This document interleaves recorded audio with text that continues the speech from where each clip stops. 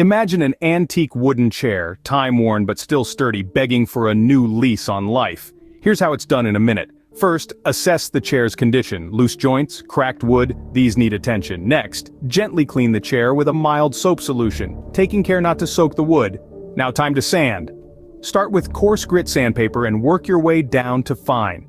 This step removes the old finish and smooths out imperfections. Once smooth, apply a layer of wood conditioner. This prepares the wood to absorb stain evenly. Choose a stain that complements the chair's character and apply it with a brush or cloth. Finally, seal the deal with a clear protective finish, and voila! The antique chair has been restored to its former glory. Remember, this is an art form, not a race, so take your time, and the results will be well worth it.